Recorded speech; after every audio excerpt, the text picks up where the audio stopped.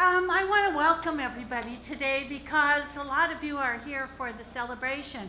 I also want to welcome anyone on the live stream this morning, Virginia and Peter and Franny. I know you're watching today. Those are the three I know for sure that are watching. Whoever you are and wherever you are part of our spiritual community on Sundays. We are celebrating so many different events today as we finish up the theme called Freedom from Discord. And the talk title today is called Surrender, Now or Later.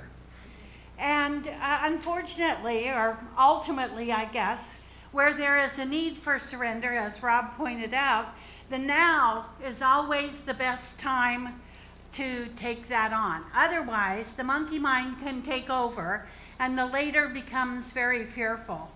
It's interesting to note that fear and excitement generate the same gastric juices. And so it's really up to us to choose to come from the place of excitement rather than fear. And I would opt for excitement every time. Change has so many different faces. Our beloved teacher and founder, Dr. Ernest Holmes, said the goal, the idea, the change is the coming forth of spirit into expression. The loosing of energy into action that is apparent in all creation. The loosing of energy into action. I love that because sometimes when we're afraid to make a move or to make a change of some kind, there is that fear and we feel constricted and we don't know which way to turn or what to do or how to do it for that matter. So the idea of loosing the energy works in tandem with the power of energy, or the power of decision rather. The losing of energy into action is what makes the end result a highly probable possibility. As I've said before, one can't just decide to do something. There has to be action back of it, and we really do need to figure out what that action is. We can decide to do something, but until we actually loosen that energy and put it into action, we stay stuck where we are. The Dalai Lama said, in order to have a positive action, we must first have a positive vision. And the vision that I have for my life, and I'm sure for everyone here, is based in the qualities of being, not based on stuff or things or money or the appearance of anything. Vision is about honesty, it's about integrity, it's about peace and harmony, it's about joy and a sense of who we are spiritually. Vision is the way we feel when moving into the arena of doing what we love and doing it with passion and excitement. And if that's not happening for us, then maybe it's time for us to find something else to do.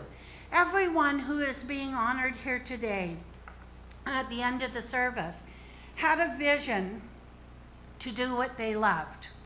They had a vision to do what they loved, and they have done it with passion and excitement.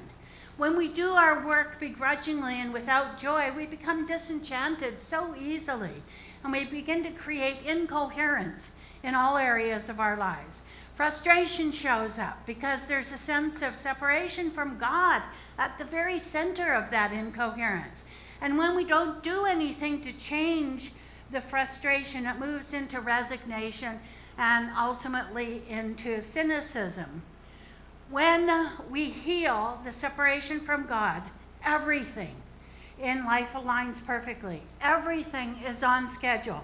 Everything goes swimmingly toward the fulfillment of our desires, and we see the results sooner than later. You know, that's really the whole point of the message today. Surrender now or later is about healing the sense of separation that we might feel from God. Ernest would tell us, if he were here today, as we talk about maybe ad nauseum on Sunday mornings, but maybe it's something I need to hear again. There is a power for good in this universe available to everyone, and we can use it. There is a power for good in the universe available to us, and it uses us. It's a joint proposition. Every day we wake up, we have the potential for God use in our experience of life. Every day. It doesn't matter how we feel, it doesn't matter who's in our life, it doesn't matter where we live, None of that matters at all. Our use of God potential changes everything, everything. I can't imagine the number of lives who've been affected by the 4 people that we're celebrating today. They're probably too numerous to mention. And there are undoubtedly some we don't even know about. But those people right now might be telling someone else, you won't believe what Dr. Sue Rubin did to facilitate change in my life. Reverend Maria Teresa made a difference for me every day by telling me about my magnificence. Dr. Jeffrey Sinden took my case pro bono when I didn't have money to pay him. He helped me to help myself. And Reverend Joyce, well, she has no idea that I am where I am today because she told me that I could do anything I wanted to in life. Now, I made those up, right? I made all of those up. But how much truth is there to every statement I just made? And there are so many people here who are doing the same thing for other people. A word, a sentence, something that you might have said to somebody, riding on an airplane with them, going on vacation with somebody, or just somebody who's a coworker in your office. You know, these are just a few of the good things that people might be saying about you behind your back today. And I just love the idea of saying good things about people behind their backs. If not for you, life would be very different for those people whose paths you've crossed. It was character, as Zig Ziglar says, is character that got us out of bed, commitment that moved us into action, and discipline that enabled us to follow through. I love that quote. I love it. It provides the framework for living life in a better and more productive way. Character, commitment, and discipline doesn't happen later. It happens now. We have to surrender to commitment. We have to surrender to discipline. And ultimately, what results is character that people can count on. Being committed to a spiritual practice every day requires some level of discipline. But once the discipline is in place, it becomes a habit. And those daily habits create character. When we develop our relationship with God, we are charismatic to other people. There's something that we have that they want, and they're willing to go to any length to get it. Some of you have heard that turn of phrase in a 12-step program. When it is obvious that the goals cannot be reached, don't adjust the goals, adjust the action steps. Confucius, wonderful, wonderful, right? Everyone here today has adjusted their action steps to experience a new way of life through the science of mind. Well, almost everyone. You know, the interesting part, you may not be a part of our spiritual community on Sunday morning, but you got to know that every day you're involved in using the creative process in your life in some form or another. And everyone here is either using it consciously or unconsciously. Don't you love being in the thought atmosphere of spiritually evolved people? I do. I love it. Isn't that why many of us come here on Sunday morning? There's something infinitely appealing about the people who are God-centered. They're attractive. They're attractive. And not because of how they look, but how will you feel when we're in their presence? That's what the attraction is. God is attractive, and God is reflective by means of each one of us. It used to be that metaphysics was only charming to an intellectually superior group because its premise was challenging for those who'd grown up in fear of God, the fear of God that more traditional religion provided for us. If I think and use the science of mind now, what's going to happen to me later when I meet my Maker at the gates of heaven? Well, gratefully, gratefully, gratefully, we learned that heaven is not a place that we aspire to, or hell, a place that we're consigned to burn in for eternity, for some real or imagined indiscretion.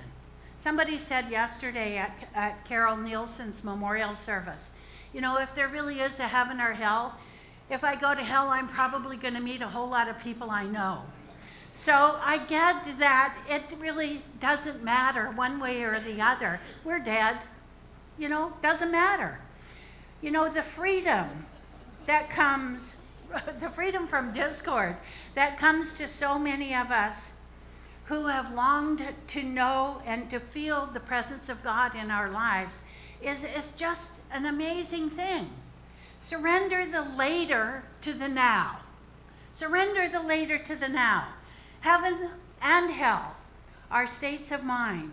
Heaven is in the present or in the now, and hell is in the later. Hell is in the later because there's fear in the unknown, right? That's what hell is about. How much are we afraid? And there's worry and there's doubt in the later. Heaven is in the now because I'm consciously aware of the power and presence of God in my life. And I can see my way clearly in each and every moment. The message today is short by contrast to what I would normally do on a Sunday morning. But I got to tell you, short sometimes is good, isn't it? Especially if you're kind of bored. Short is really good. Short is good when you think, well, I've heard that before. And yet, when we think we've heard that before, oh gosh, same message, I think it's the message that I need to hear, that I need to hear most when I think I've heard that before. And so today, in this moment, we are blessed to have enough money. We're blessed to have the clothes on our backs. We're blessed to have air conditioning, aren't we? Oh my gosh, a couple of Sundays ago, we didn't have air conditioning. And it was like being in hell. For me up here it was. We have a roof over our heads. We get to eat the wonderful food that's been prepared for us so lovingly today by the practitioners and by the team this morning. And we get to be in the company of really good friends, to see and to feel the presence of God to the right, to the left of us, and behind us and in front of us, and to know above all else that we are loved. Later, well, what happens after the moment is always later. Always later. The power of God is in the present moment. And we can do our best Scarlett O'Hara imitation if we want and think about it tomorrow. But in essence, tomorrow never really comes. That we are blessed today by the gifts of the 4 people that we're going to honor in a few minutes, knowing with God all things are possible. Will you join me in consciousness, please?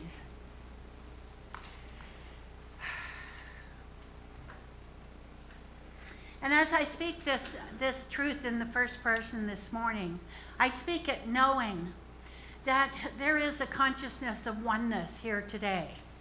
A consciousness of oneness that surpasses probably any other day that we might have experienced this week.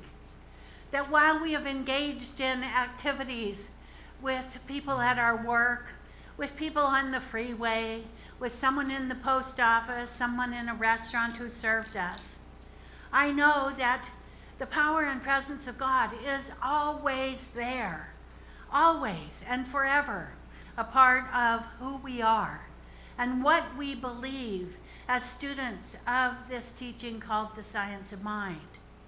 We are creatively processing life on a daily basis. And in doing that, there is surrender. Surrender, the kind that Reverend Rob talked about. That kind that is the release of anything that no longer serves us. That is the release of old thinking. That is the release of relationships that are unsatisfying and difficult in our lives. And so today, I simply know for all of us that there is an opportunity to let go. There is an opportunity to let God be each one of us in a grand and glorious way. There's an opportunity for all of us to know that we too can go out into the world and do wonderful, wonderful things. Whether we do it when people know about it or when we do it anonymously. That there is such joy in just simply being God as me. The God in me as me is me. And so I know today, for each and every one of us, the opportunity to recognize this, that the light that shines from within and emanates out into my world is a light that is attractive and reflective. And it is part of who we are intended to be as spiritual people. And so today I just allow myself the privilege of being that, of doing that, and just simply knowing that by virtue of my being here, I am a gift to the universe. I am a gift to the universe. We are a gift to the universe. I release my word knowing that it is true what I have spoken. And as I let go, I know that God is in the mix. God is in the details. And I just simply have to show up as we say together, and so it is.